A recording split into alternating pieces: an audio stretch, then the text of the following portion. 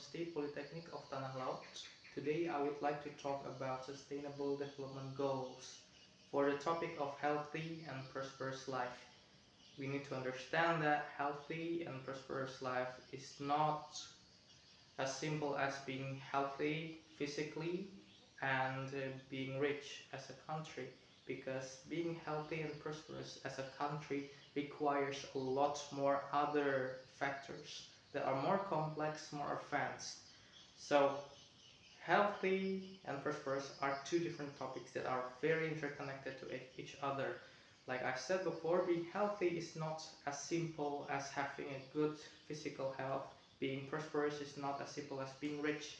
We can take an example for United States of America, which is a very rich country, but they are not a prosperous country. Why I said that? Because in America you cannot have the same equal chance to be successful. The poor are getting poorer, the rich became richer because of the flaw of the system.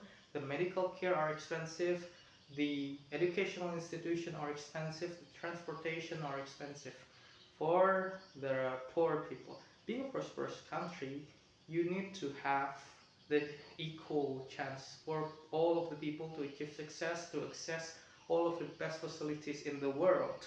So one of the best example that we can get today is actually from our neighboring country, Singapore. So in Singapore, you can basically do not have much income, but you can still have a prosperous life. You can still have the same access of facilities just like any other people in that country. So in Singapore, medical care are very cheap, often free. The educational institution is also free, the transportation are great, and all of them are great. They even have universal basic income, which allows for a certain group of people to not actually work at all, just like for example, for the elderly people, they have universal basic income for elderly people. So that is the best example of a country that can achieve a prosperous life. But Singapore itself is not the healthiest country in the world, so we need to take another example of a healthy country, because after we achieve prosperous life for a country, we need to move to another level, which is healthy country.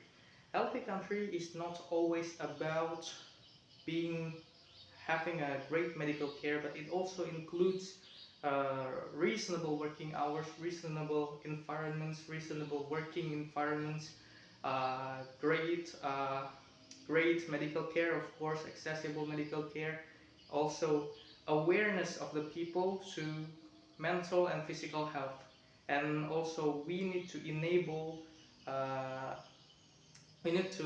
enable them to actually take care of themselves. We need to give them enough times for themselves. So the greatest example for this is actually from Finland, the happiest country in the world. So being a healthy country means also being a happy country, because you need to make your people happy in order to be healthy in the long run. Of course, in Finland, the working hours are very reasonable. Basically, if you are in Finland, if you work more than 35 hours a week, that is a crime. Because working more than that could break your mental health. It could also be a burden for yourself. You cannot have the time for you to improve yourself, to actually working out and take care of your physical health. So they managed to get those 35 hours to be more productive than other countries, because they understand that there's a research that says that 40% of working hours are spent by doing nothing for by the employees. So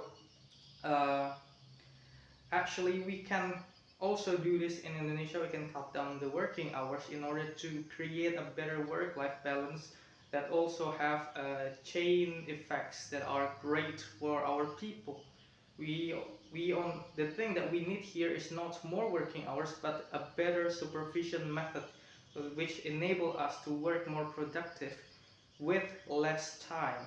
And those solutions are very simple explanation about SDGs. I believe that there are many more things that we can do for achieving the goal of healthy and prosperous life. But in this short video, I would only talk about those things. And that's all my video. Thank you for watching.